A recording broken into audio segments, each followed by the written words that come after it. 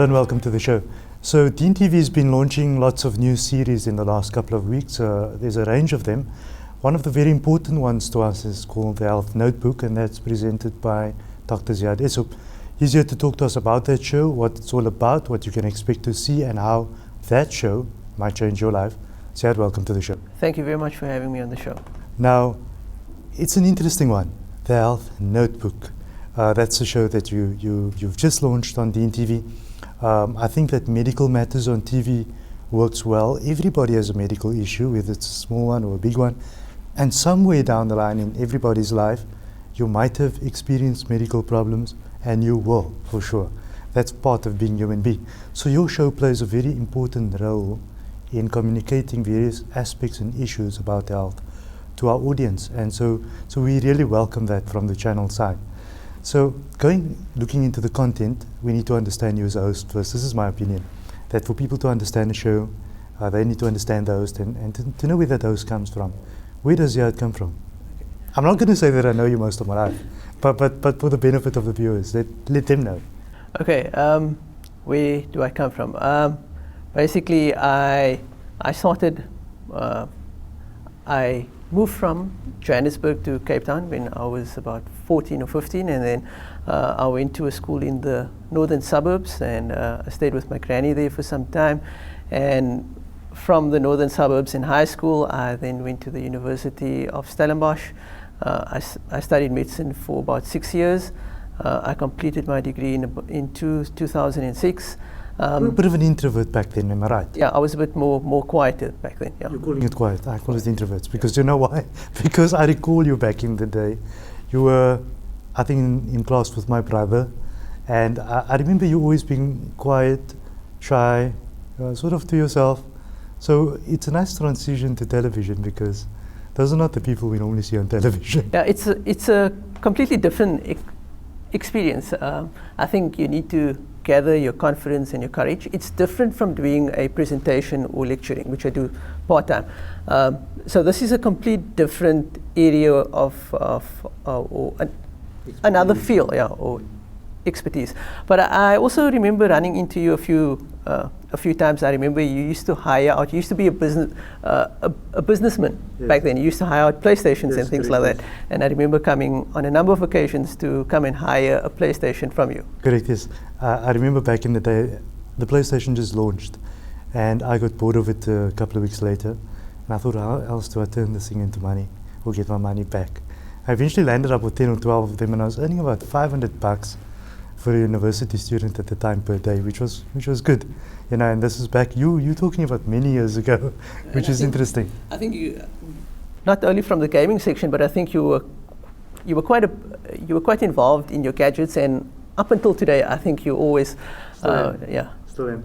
So Ziyaad Essop, so you go off and you study medicine. Was it always medicine? Was it interest there? Was it something that you knew that when you were younger you were going to be, or did this just happen? It just happened. So I studied for 6 years. I did my medicine, and then I was an intern, which is mandatory, and then I did my community service. But you had an interest in medical science. I had an interest in medical science, and then I went on. What component of it? Was it the aspect? I mean, there are two components. One is the very scientific, and this is my view, the scientific aspects of that, having an interest in medical science. And then there's people that have empathy and sympathy, and they have an interest in assisting people. So where were you on that scale? I think it was at that time, it was the interest in medical science. But I think as you grow and as you develop, you tend to find the balance between the two, and then your opinions as well change as you grow older. And as you grow older, I think you value life much more. So it's a balance between the two. Okay, so you go and you finish medical school. And we know that you didn't stop there. You went to go and specialize, and I know you're fairly young, so to be a specialist is quite a feat. Yes, it is. I mean, it requires a lot of hard work, so it's working and studying.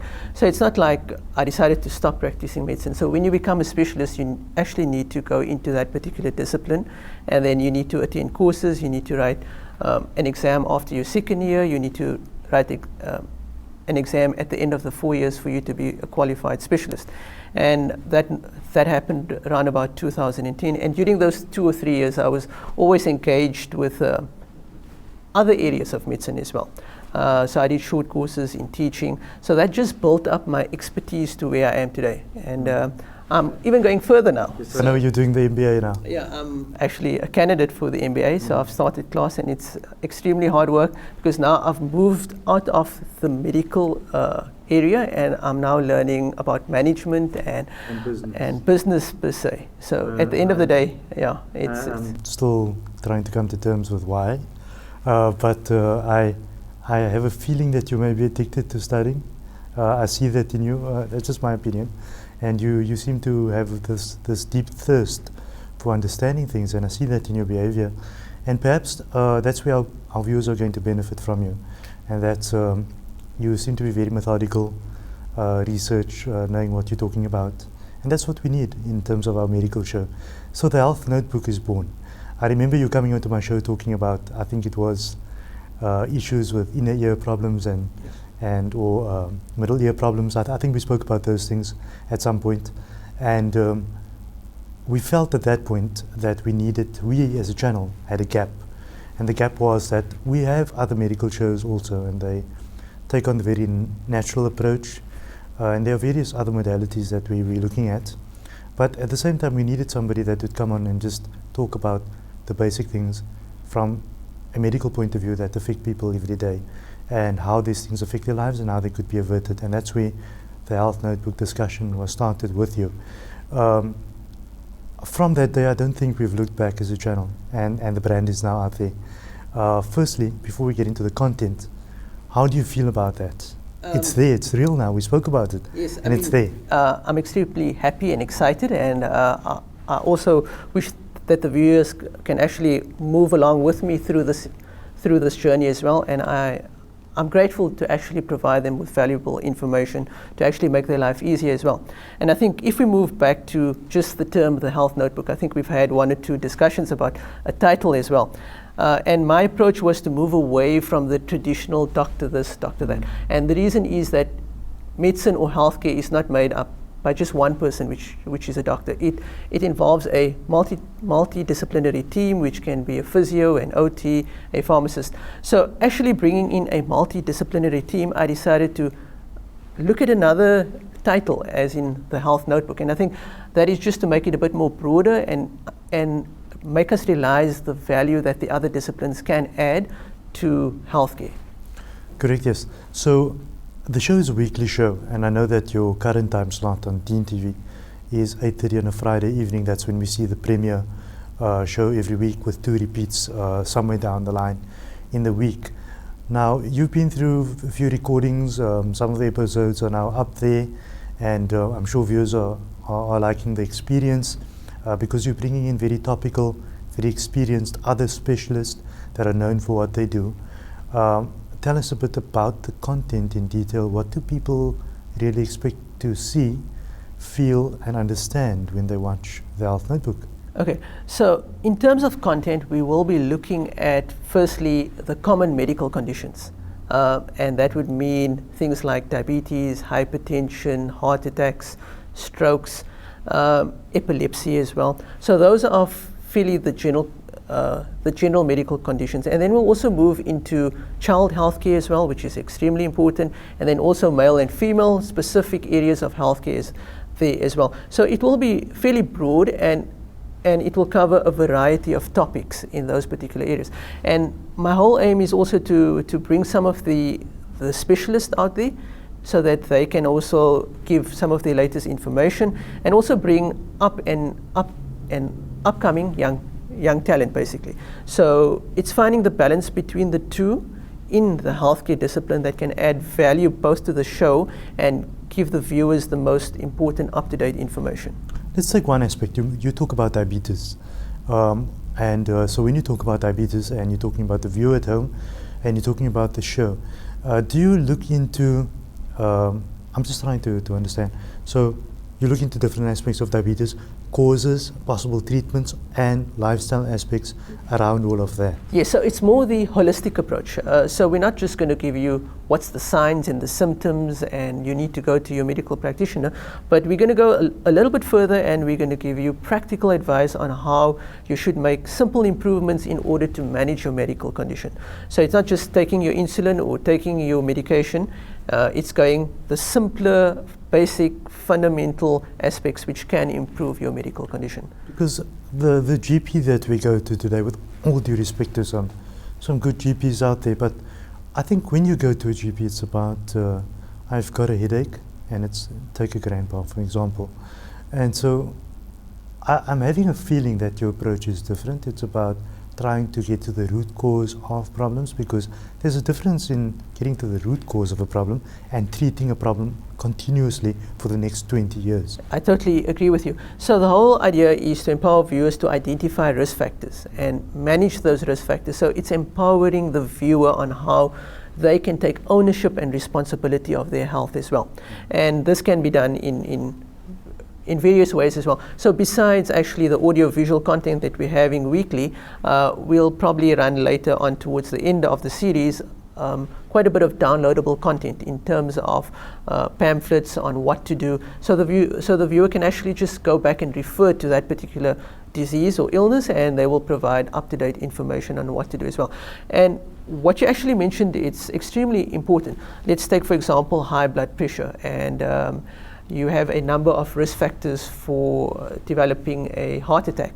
So by us giving you the information on how to manage your obesity and how to manage your high blood pressure, your risk for a heart attack actually decrease. Because if you can make those changes within your life on a daily basis, you're just saving yourself from having the heart attack at the end of the day. So obviously it's the old cliche and adage of saying prevention is better than cure. And we're going to be talking about all that prevention at the same time while addressing the actual problem at hand. Yes, so it's the preventative aspects, and then we're also going to be speaking about the actual disease itself and what do you do further on after being diagnosed with the disease.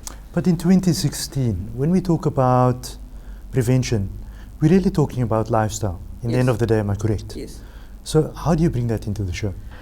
For example, let's take obesity. So if I bring lifestyle changes in, I would advise in terms of, okay, I know we can't exercise every single day 4 or 5 hours, or let's break it up during the course of the day. Instead of sitting by your chair for 3 or 4 hours, take the break for 10 minutes.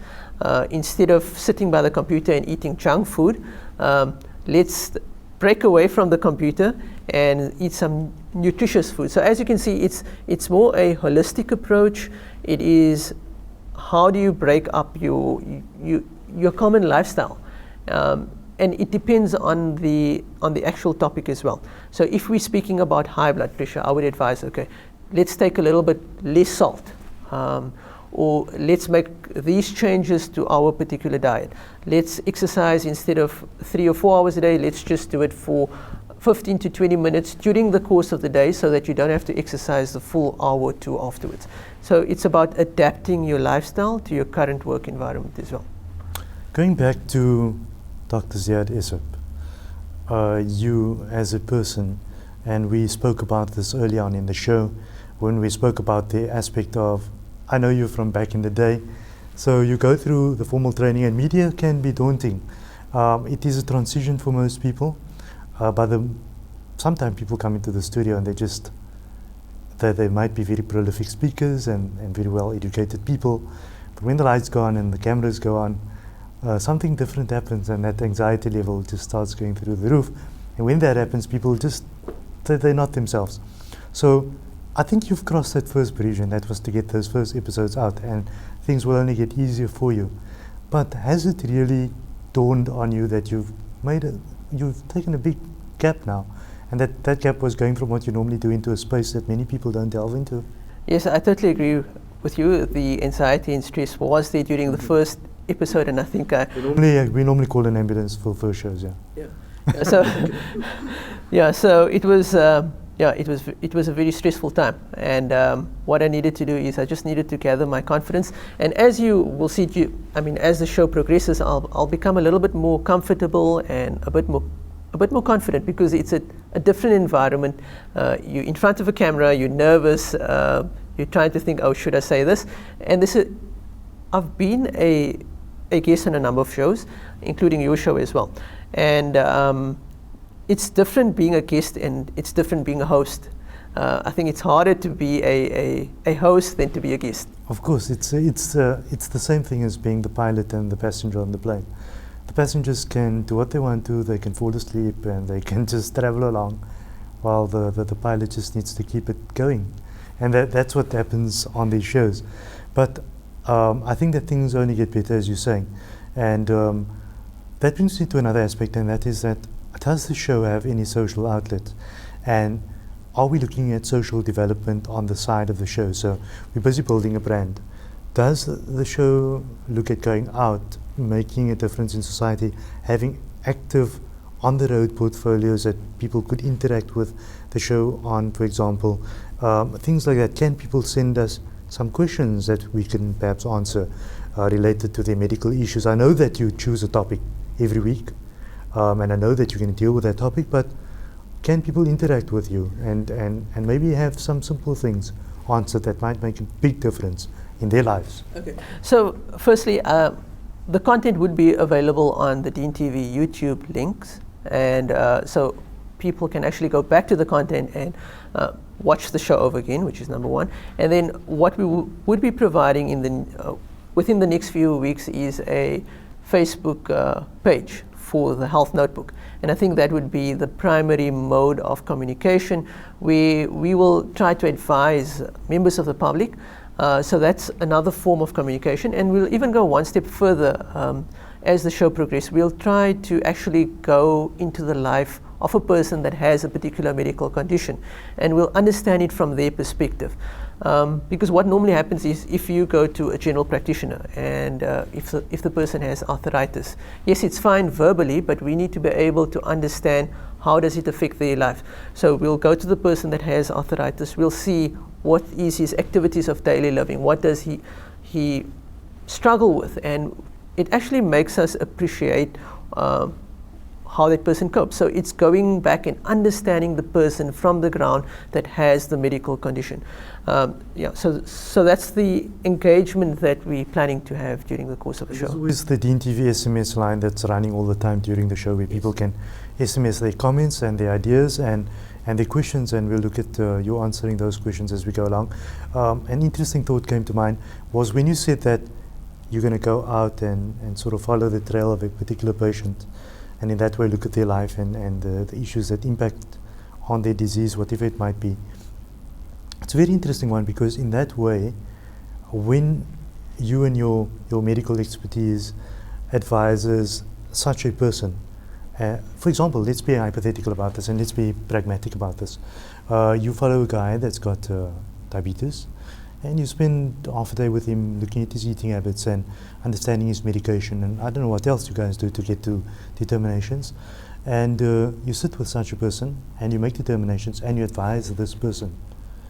That same information is obviously picked up by the viewers of your show. Yes. And that could impact, because they could be the very person that you have spent half a day with trying to solve their problems. Yes.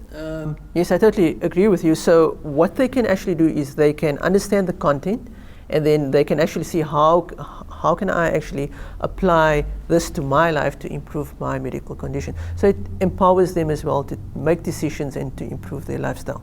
And it's also about understanding the person as a whole, and not just seeing him, okay, you diabetes and you high blood pressure, or you are Mr. So-and-so that has arthritis. So it's understanding the person as a whole as well. Did you ever think back in the day that you'd be on television? No, I've never, Did it ever cross your mind? no, it never crossed my mind. Was desire ever there? Yes, the desire was there, but I think if the opportunity presented itself, then I would take it, yeah. There are other factors around television which you will be experiencing shortly. And that was TV life does not end on TV. It starts there. That's the starting point. So there are all these invitations for public engagement and come to this event and that event and all of that. And I'm hoping one day, and I know soon, you're going to be growing into that and making a difference within the medical field in that space specifically. Because I feel that the medium might enhance what you're doing. You're reaching much more people. We sit in the office many times talking about medical issues when you come and visit, and if those conversations are recorded and they are aired, so many more people will be benefiting. And I suppose that's the encapsulation of the Health Notebook. It's taking the message out there. It's taking the message out there, making the viewers much more aware as well, empowering them as well to take certain decisions for themselves. Who in your life supports and supported you to do what you do? I think there's a lot of people that actually stands out. Some people do. Yes. I mean, some of them have passed on as well. And I think my granny has been, or she passed away. I think she's been one. Too long ago that she passed away? Yeah, she passed away about 2 years ago. I think she was one of those anchoring people that actually played an important role as well in my life. And there's many others, my parents as well. So there's a lot of people that has actually contributed to who I am today. So it's not just one person, and and I'm grateful as well. What's your message to them? To those people, I'd just like to thank them and appreciate it for what they've done as well. In conclusion, one reason and one message to our viewers why they should be watching the Health Notebook. Okay, so the one reason is that we're moving away from the medical language, which is number one. We will be presenting in a simple, understanding or understandable language, which the viewers can actually use to improve themselves. It's there for them. It's there to empower them. It's there for them to take ownership and responsibility of their health as well. This was a concern from our side also. Now that you're mentioning that, we were thinking that you're always going to bring on other medical expertise and professionals, and so how do we tone that down? And I think you are effectively saying that you guys will be toning that down so that the layman out there can understand their conditions and understand what needs to be done by maybe the reduction of jargon. Yes, I mean that's an extreme. I mean, when you speak, yes, it's fine for the medical community to speak about high technical terms in medicine, but it's getting the message across to the basic person on the street. So if it means us breaking it down to describing, for example, your heart as an engine, I think we're going to be moving towards taking simple descriptive measures and trying to associate it with medical conditions. Think of your veins as plumbing. Trying to make that correlation is important. Correct, yes. Ziyaad, it's been a pleasure having you on the show. I know that as we go down the line, like I've said in the past, we'll catch up with you again as the show develops.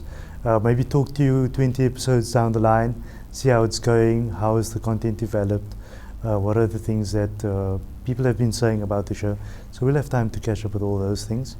And we thank you for taking on the task of doing the show and coming on the show today. Thank you very much for having me on the show. Thank you, Ziyaad. Dr. Ziyaad Essop, and he's the host of our brand new series called The Health Notebook. There's a lot of information going on in that show. There's a lot to learn. So we do invite you to watch the show every Friday evening at 8:30. Until next time, goodbye.